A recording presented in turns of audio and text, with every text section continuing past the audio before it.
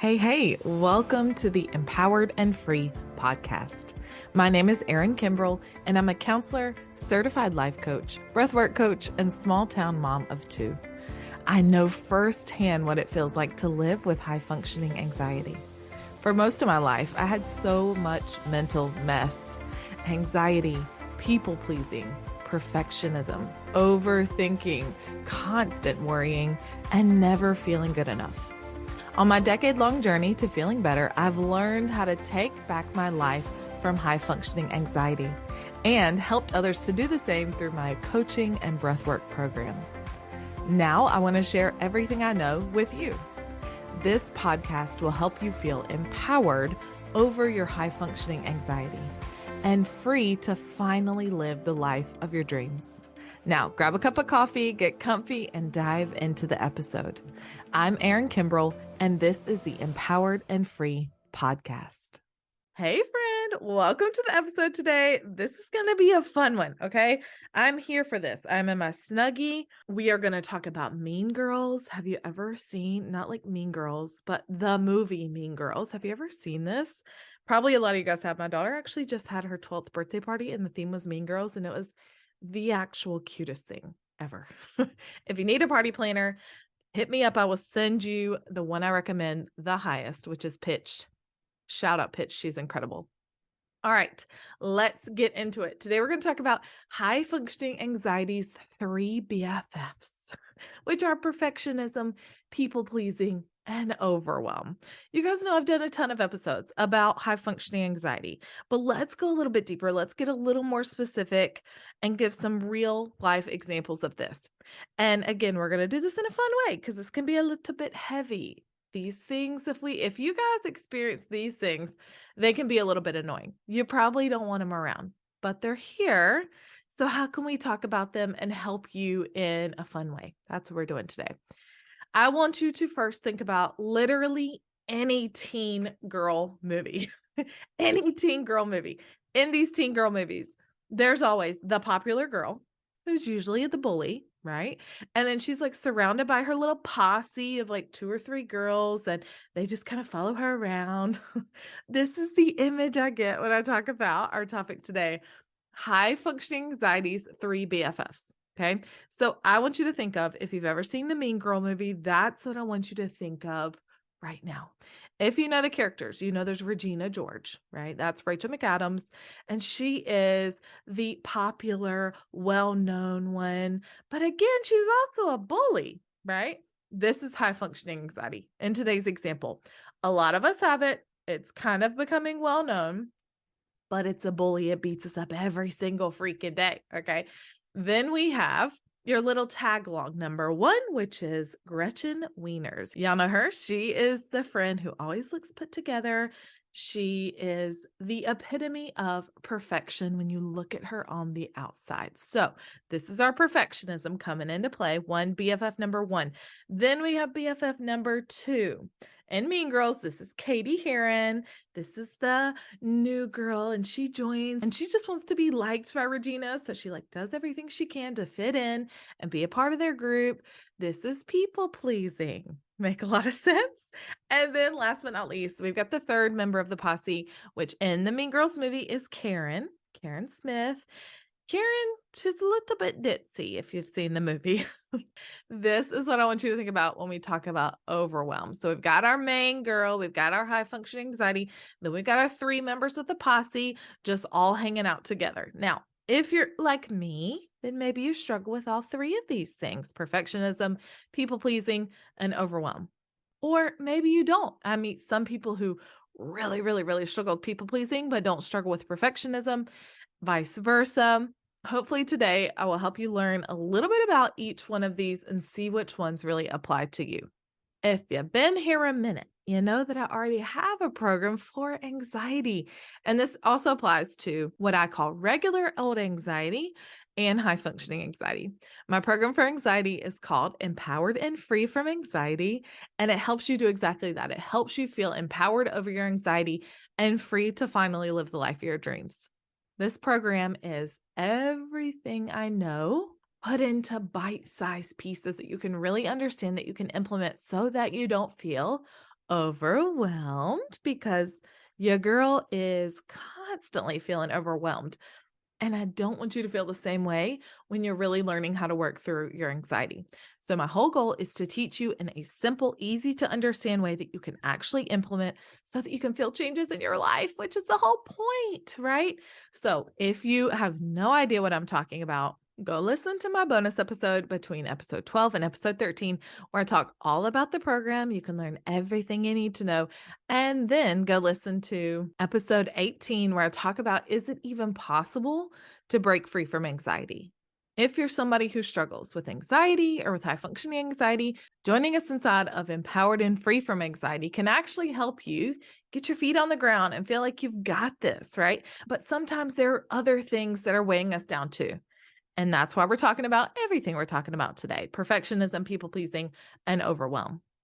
My greater vision is to have a mental health virtual store, virtual library where you can come and you can learn about topics in an easy to understand way that's not super overwhelming so that you take action in your life.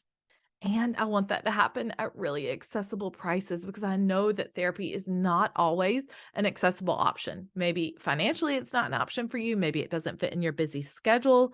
I get it. And so I want you to have things that you can do in your own time that will help you learn.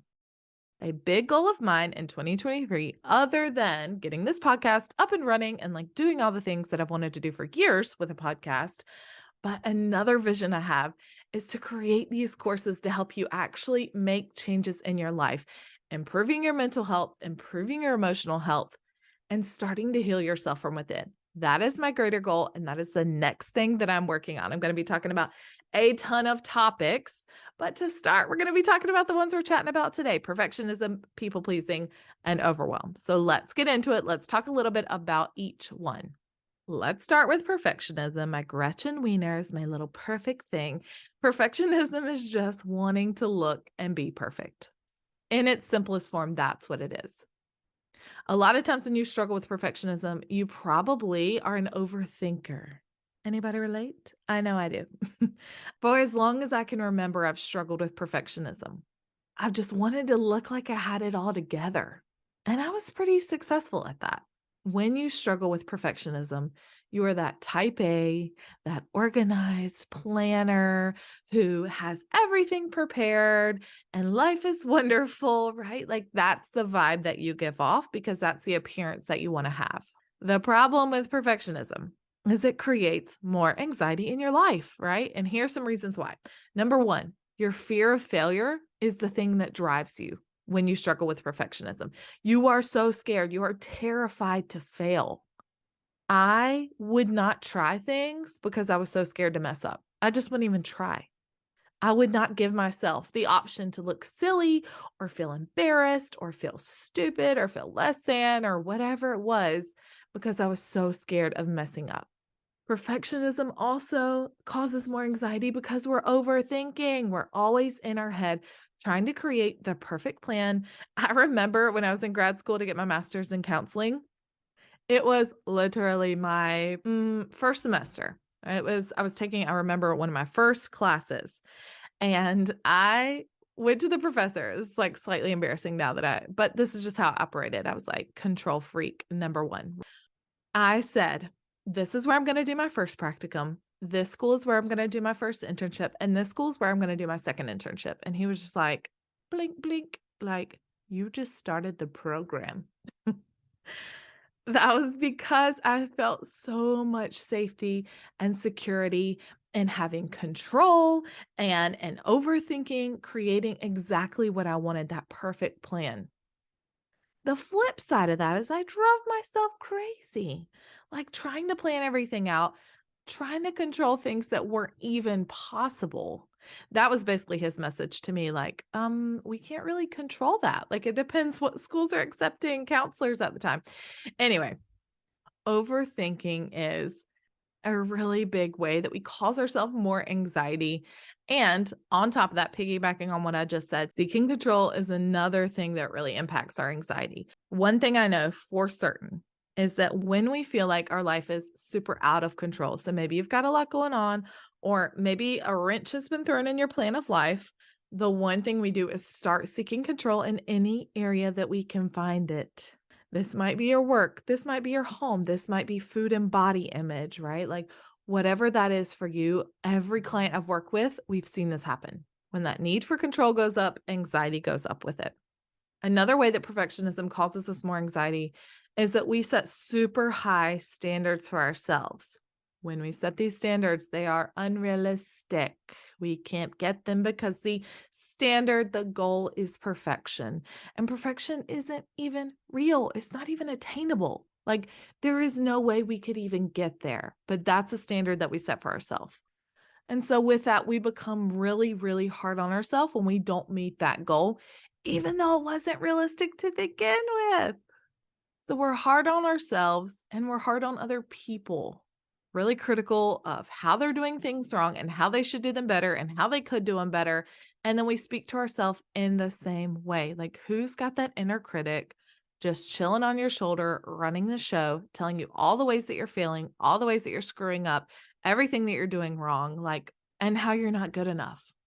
It's tough to take in, but this is how we feel when we struggle with perfectionism. The last way I'll talk about how perfectionism creates more anxiety is procrastination. Procrastination and perfectionism might as well be just like holding hands with each other. This is why. When you get so worried about doing something perfectly, that's a lot of pressure, like we just talked about. And a lot of times it's also a lot of work. And so what we do is we freeze. We have that fear of failure, of screwing up, of making the wrong choice or the wrong move or taking the wrong step in life, right? And we do nothing. It's not all about you and the things that you're doing wrong. Back to me. Let me give you a personal example. Perfectionism and fear of failure kept me from starting this podcast for at least 2 years. I was just frozen in fear. I was frozen in indecision, like worried about making the wrong choice of like what mic to get and how do I host it? And I don't even know where to start with all the tech stuff. Like there were so many things that I was just like, this is too much. I'm not doing this, right? But a lot of that stemmed from perfectionism. A lot of that also stemmed from overwhelm, which we're going to talk about in a minute. But perfectionism keeps you really frozen in that. And as a result, you did nothing. You shut down, you avoid, which we know is another symptom of anxiety, but we don't do the thing. And then guess what? The cycle kicks back up because when we don't do the thing, then we beat ourselves up for not doing the thing. So here we have again, just like a vicious, paralyzing cycle of perfectionism. That's the first BFF of high functioning anxiety. Let's talk about number 2 BFF, which is the Katie Heron of this situation. The people pleasing. That was Lindsay Lohan. If you guys watch the movie, the people pleaser.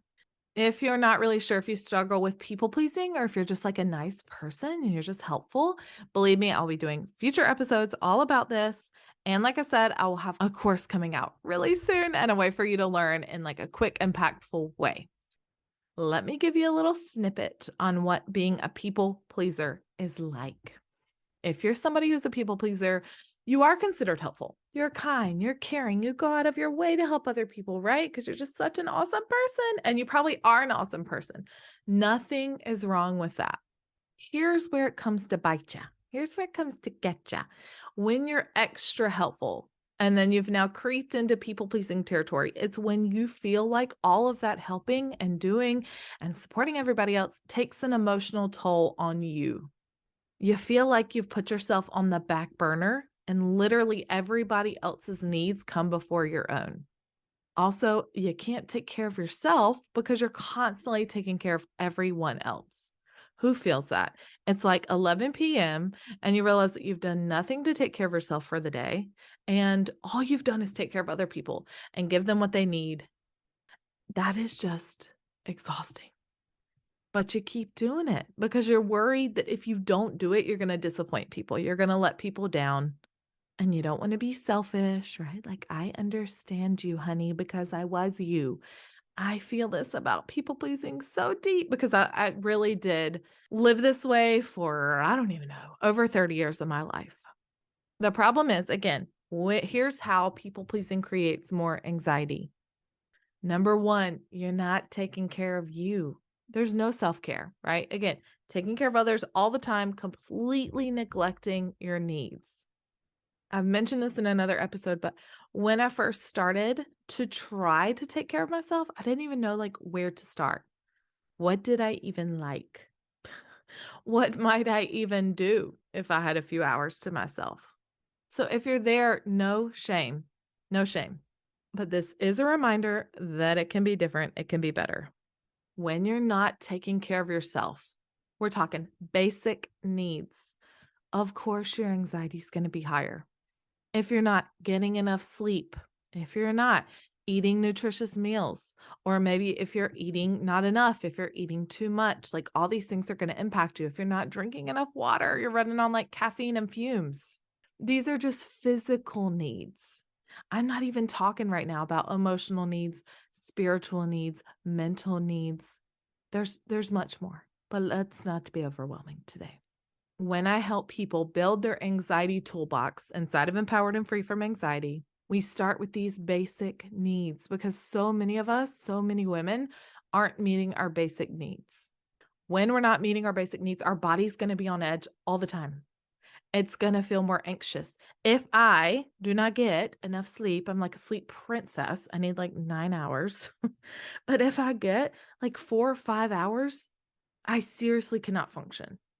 My anxiety, I feel it then. You cannot emotionally regulate when you're running on so little sleep. Just for one tiny example, okay? When you're not meeting your own needs, when you're not taking care of yourself, other things are going to happen too. You're going to get sick more easily, or maybe even you feel burnt out from just like all of the pressure of trying to please everyone.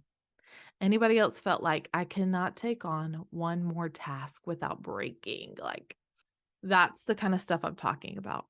So people pleasing creates more anxiety in your life because you're not able to take care of yourself. The second way it creates more anxiety is because you just don't know how to actually relax. Like you don't know how to turn off for a minute. A lot of clients I talk to give, again, same examples. They're like, I just feel like I have to like be doing something all the time. And then you hear them use words like productivity. And these to me are really easy ways for me to say, you don't really know how to chill, huh?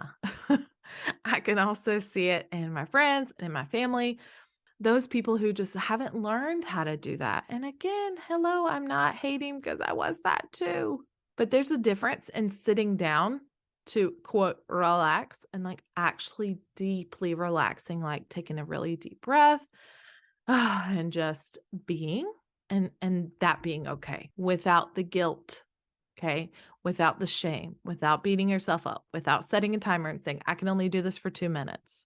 Really being at peace and having that inner peace and calm, that's deep relaxation I'm talking about. And you can't feel that way if you struggle with people pleasing. The third way people pleasing creates more anxiety in your life is because you actually lose sight of who you are as a person. I call a people pleaser a chameleon. I used to like think this was a good thing that I could go into any situation and I could adjust and I can get on somebody's level and I would change my tone of voice and my body language and my personality to fit whatever the situation was. But what did that say about me? Who actually was I as a person? What was my real personality like? What actually made me happy? What did I not agree with? Like, there's so many nuances to this. But as people pleasers, we spend so much time trying to please other people that we don't know what to actually do with ourselves. If nobody is asking me to do something and I'm not helping, then who am I? And what do I like? And what makes me happy? Like these were all questions that I really had to explore. And trust me, we're going to talk all about these inside of my people pleasing course. The last way people pleasing creates more anxiety, number 4, is it makes you feel like you're not good enough. You're always striving for that feeling of, I helped somebody, right? Which in reality is connection, it's appreciation, and it's love. When you feel like you're not getting those needs met, then it makes you feel like you're not good enough, like you're not doing anything, like you're not meeting your purpose in this world. That's the deep stuff, friends. All right. That was about our BFF for high functioning anxiety. Number 2, people pleasing. Let's talk about the last girl to come into the mix, which is our Karen, our sweet Karen. If you've watched this movie, I just realized it's funny that her name's Karen now that the whole social movement around this word Karen has become a thing. Okay. But our Karen is our overwhelm. And feeling overwhelmed is actually a really common anxiety symptom. I think that I probably feel overwhelmed way more than the average person, even the average person who struggles with anxiety, because I am a really sensitive person. I'm actually what's called a highly sensitive person. So look that up if you feel like that might be you. I would love to do a full episode about that. Before now, we're going to focus on the overwhelm. So overwhelm is just that feeling of too much to do. It is like that stress to the max feeling where you feel like your head could explode and you just want to like shut the world out and take a nap and pretend life doesn't exist and just breathe for a second. It can also feel like that mind is all over the place kind of feeling where all your thoughts are racing and there's so much to do. Overwhelm creates more anxiety for you because it's hard to focus on anything but. It's hard to focus on anything other than the anxiety. And there's a saying, where your attention goes, your energy flows. When you focus on something, that becomes the only thing you can think about. So naturally, if you're thinking about, I'm feeling anxious, I'm feeling overwhelmed, I'm feeling stressed out, that's going to be the thing that takes over all of your thoughts. So when you're overwhelmed by your anxiety, that's all you can think about. That's all you can feel in your body. And it just brings about more panic and more worry. You feel like in that moment, I'm sure you can relate to this. If you really think about a moment you were overwhelmed, in that moment, the body feels like it will never be relaxed again. It doesn't even feel like an option because just so much is happening. And so that's one big way overwhelm creates more anxiety is because that's all you can focus on. The second way overwhelm creates more anxiety is because of the physical symptoms, the way your body feels. This can be super duper intense, right? And then when you feel that in your body, what happens? But those thoughts kick back up. So here we are back to point number 1, where that's all you can focus on. So your anxiety symptoms could be specific to you, but a lot of people feel like their heartbeat increase, their heart runs faster. You might even notice like pain in your chest or heaviness in your chest, weight kind of on your chest. You might feel like you can't take a deep breath or you're breathing really like quickly and really shallow. That's another common anxiety symptom. Maybe you feel it in your stomach. You feel sick to your stomach. You feel nauseous. You're in the bathroom more, right? You feel like you want to eat more to help calm your stomach, or you don't want to eat at all. Maybe you feel lightheaded or dizzy. Maybe you even feel shaky. Maybe you feel weird like sensations and zings throughout your body, like your arms or your legs. There are lots of anxiety symptoms. I still need to do an episode on that because I have a ton that we could talk about. But what happens when we're overwhelmed is that all of these symptoms are going off like buzzers in the body, like, bah, bah, bah, bah, right? Super overwhelming. That's all we feel. And it just exacerbates the anxiety, especially if you don't know how to regulate the body, how to calm down, how to get some relief. That is a big part of the process I teach inside of Empowered and Free from Anxiety. And especially also if you don't know how to pivot your thoughts. I teach this pivot and relief method inside of Empowered and Free for a reason. It is so powerful. Let's move on to the last and final point about overwhelm. Overwhelm makes you feel more anxious because it makes you feel like you're behind. When you're overwhelmed, you probably got a lot on your plate and you feel like you just can't keep up. And that brings about a bunch of the same thoughts we were talking about earlier about not feeling good enough, about being a failure. And a lot of times we just want to give up because it all just feels like too much. Whether you feel overwhelmed, whether you struggle with perfectionism or people pleasing, each one of these things comes with its own, like I said, nuances, specific struggles, and ways that this shows up in your life. I am so excited to help you learn how to work through some of these things. It's going to be good, you guys. These courses that I'll be releasing soon are going to be awesome additions, whether you're already inside of Empowered and Free from Anxiety, or whether you haven't quite joined us yet because you're feeling a little bit of fear, you're feeling a little bit of anxiety, and you're like, I don't know if I'm ready for that yet. It's a good way to try it out, to see if the way that I teach and present material and support you is right for you. I cannot wait to get these in your hands.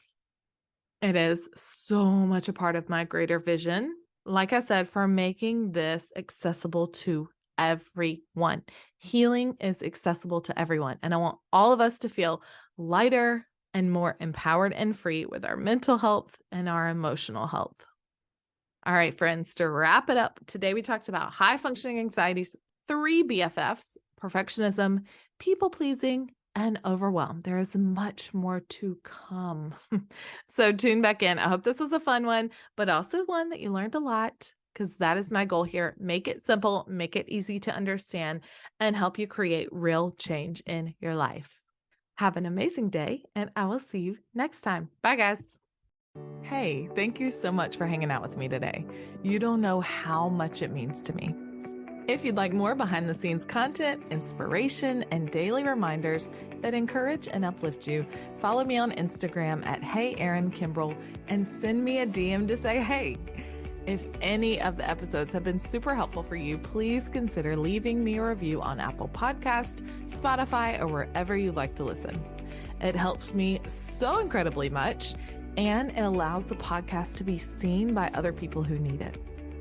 If you want to learn more from me, head to erinkimbrell.com. That's where you'll find all my free resources, read the podcast show notes, and learn more information about my online coaching and breathwork programs that help you create the life you want.